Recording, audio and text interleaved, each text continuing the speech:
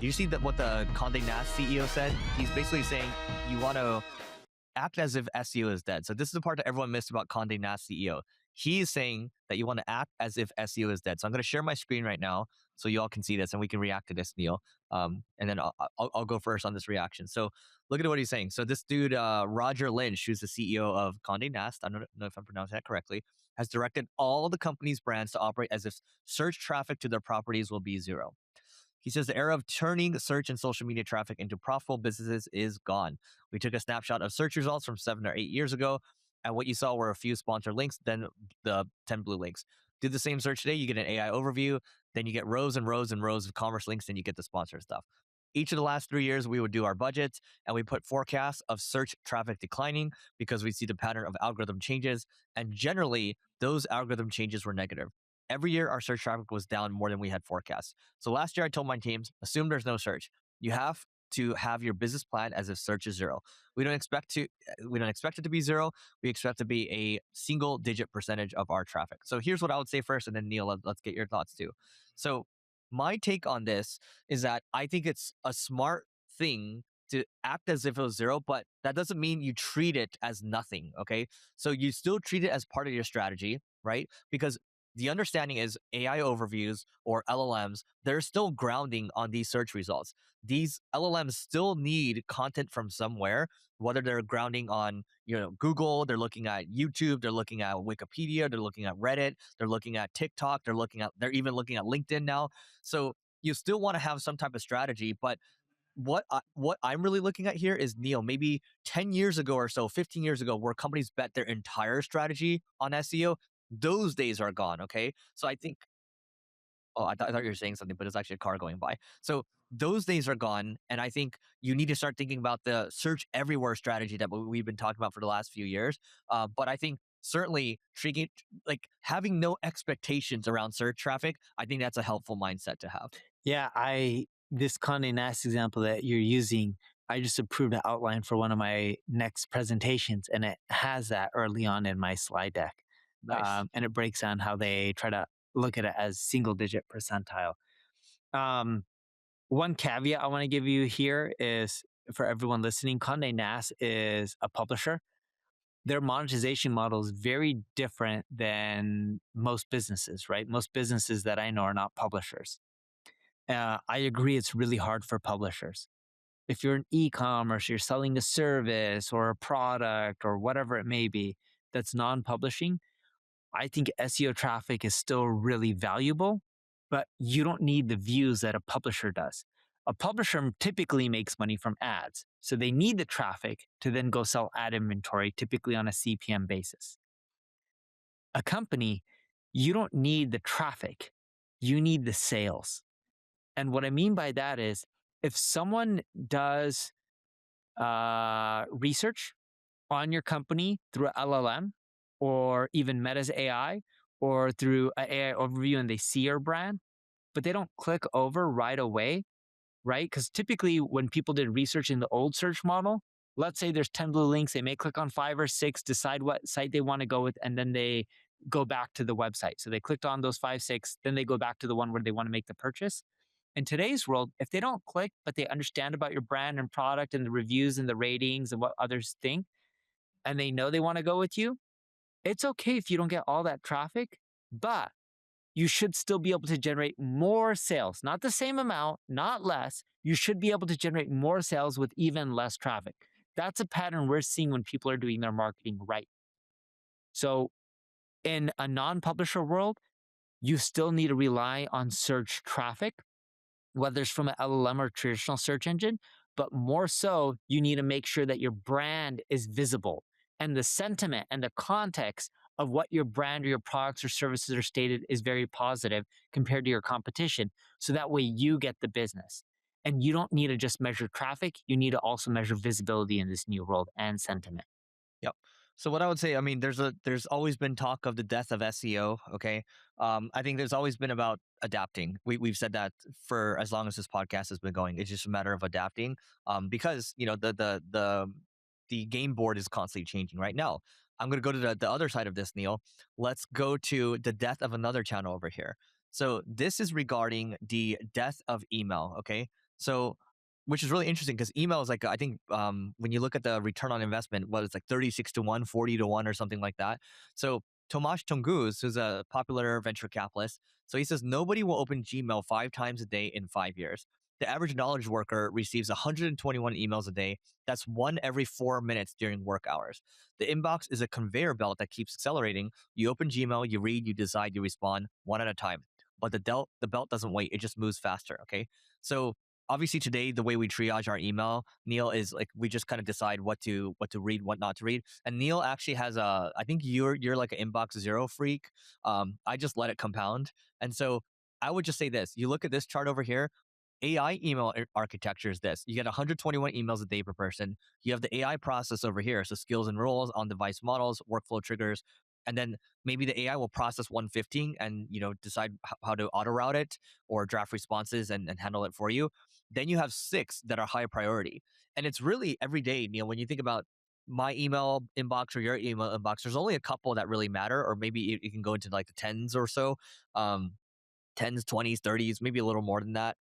But you're not necessarily processing 121 important emails a day, right?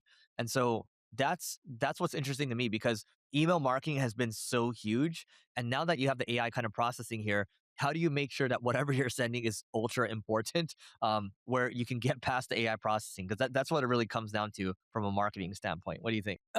Yeah, I don't see emails being dead. I think they're really valuable, but I do agree in which you may only get like 10, 20, 30 emails max a day that are really important that you need to go through, assuming you're a larger organization. If you're getting 100 emails that you have to go through, that's super unproductive of A, your time, and B, that means your management and the other people in your organization aren't able to solve their own problems and they're bringing you into too many things and you probably need some personal change. Yeah, it means your team's not good enough. Yeah, like you shouldn't be on that many email threads. Um, but yeah, dude, on a daily basis, do you remember how I used to get over 1,000 emails a day?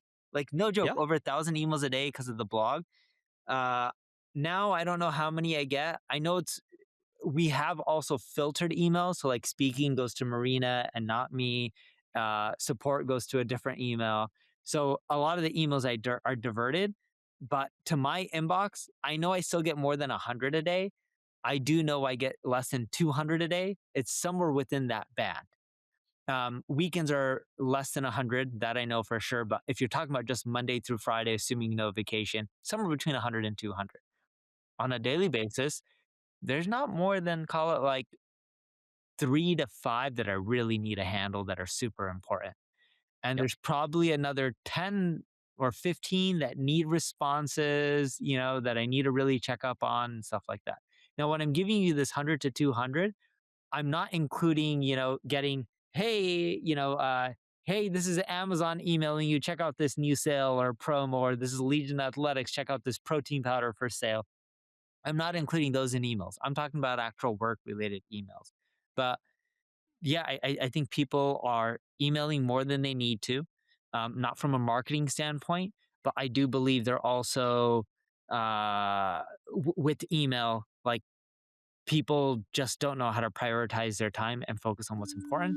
Real quick, if acquiring customers has been a struggle for you and you are trying to figure out how AEO works, answer engine optimization, or the new version of SEO, how paid works, how all this AI stuff is going to play into your customer acquisition strategy, then check out my ad agency, Single Grain. It's singlegrain.com. And if it looks like it's a good fit, we'll help you with a free marketing plan. So again, go to singlegrain.com and we'll see you on the other side.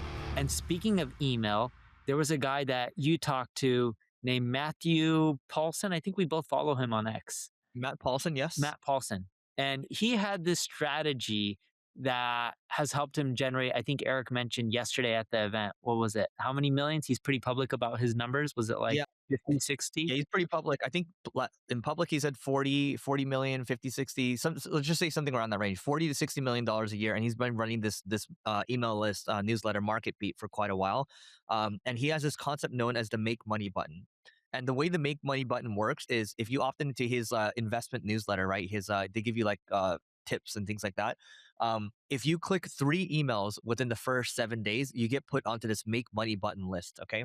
what the make money button list is, it has your primary offer. So you can have different products and services. So you might get one. Here's a product service offering over here because you're very engaged, right? Your open rate is going to be extremely high. And I implemented this make money button, and our open rates on that particular segment is like 85%, Neil. So so then it goes one offer, you get another offer 2 3 days later, and another offer, and you can just keep going through all your offers. Now the way it works is after you go through that sequence, you are on a cooldown for the next 30 days or so, or you can be a little more aggressive and say 21 days. Now, after 30 days or so, you click 3 emails again in 7 days. Guess what? You go right back onto the make money button list again and you cycle through. So you should probably be adjusting that segment and updating it every quarter or so because you don't want to burn people out. But the whole idea here is that if he's added a lot of value and clearly you find a lot of value in his list, then he will auto segment you into this other one and then run you through that. And I think that's been genius. And he said that's made him millions and millions of dollars. And I'm assuming his make money messages are different the second time he puts you on, right? Because I'm assuming that if you do the same message over and over, they don't work as well. And I'm assuming it's He different offers, it's the different same. products. It's the same. He runs the same. So Yeah. he doesn't change up any of the copy or anything like that. I would recommend changing it every quarter or so, but like I've ran the same copy over and over because I literally just copied his segment because he put it up on X. And then and it's worked well for us. So Yeah, no, I believe it works. We do something similar on our end in which we have a drip sequence. People go through the drip of our most important emails and we sprinkle educational. And then when we're seeing people engage, every week outside of education, we'll pitch them email for one of our products and consulting. And then the third one is a webinar. So anyone who's engaging, we try to push them on those three things once a week. And we constantly have education. We constantly have pitching every week. We rotate up the webinars. We rotate up the consulting pitch, and we rotate up the product pitch on a weekly basis. And we found it to work well. well, Neil, let's talk about this because people talk about the death of email, right? And sure, I think AI filtering is really going to get more aggressive, but if you're constantly focused on education and adding value and making sure that okay, yes, you're teaching, you're sharing numbers, things like that, and you get them interested enough in your other stuff, that's cool, right? Because that is interesting enough where people want to continue to open your stuff. But if you're constantly pitching all the time, then of course you're going to get filtered out. But if they tell their AI, hey, I really like this email list over here from Neil. I really like this email list over here from Eric because they're constantly providing value. Then sure, you can maybe get past the filters, right? So we'll see how this goes. I don't think email is going to die. I think people are so used to using email. I think a lot of these things take a long time to die anyway. Yep. So I would just say focus on adding value because I look at Neil's talk yesterday. I look at my talk at this conference. I've never really been a pitch guy. Neil, I don't think you've ever really pitched hard. Whenever I've tried that, that just never worked out well for me. So at least that's what works for us. I've tried pitching hard. Remember the Agora days? Yeah, but that didn't really work. That wasn't you. It wasn't. Yeah, sure. I pitch hard for other people due to partnerships, and it did generate more money from the same emails to the same people than when I didn't pitch hard. Like it, But you also kill a lot of goodwill too.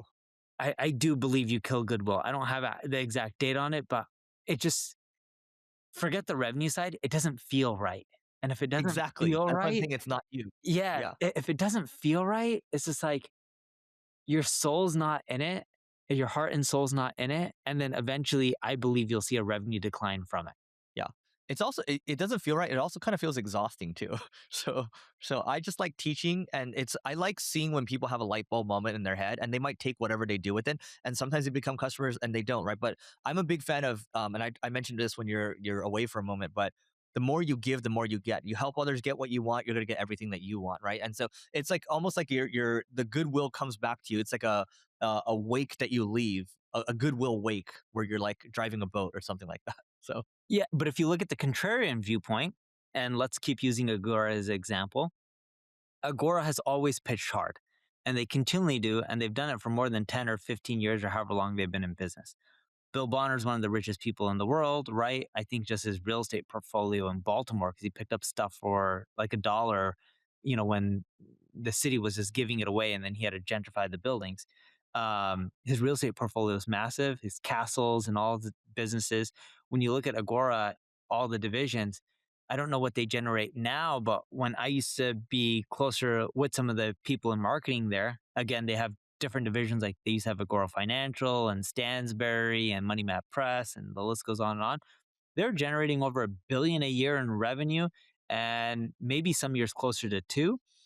And the reason I point this out is Eric and I don't pitch hard, but we don't make anywhere near the amount of revenue that Agora makes, right? I don't know Eric's revenue, but I'm pretty sure if you combine his revenue and Yeah. my revenue, we're much smaller than Agora in totality by far. So even though we don't like pitching hard, there's a lot of people who make much more money than we do pitching hard. We're not saying it's right or wrong. We both just choose not to do it because it just doesn't feel right for us, but for others, it may feel right. Yeah, if it feels right for you, more power to you. Do it. I think you just got to do what's true to you. I think that if there's anything we've learned in our, roughly 40 years of living, kind of around the same time. But you got to do what feels good because it's going to be more long term. If it doesn't feel good, then you're not going to be able to do it for long term, and it's going to suck the soul out of you. So there you have it, guys. Hope you enjoyed this episode, and we'll catch you next week. We'll see you later.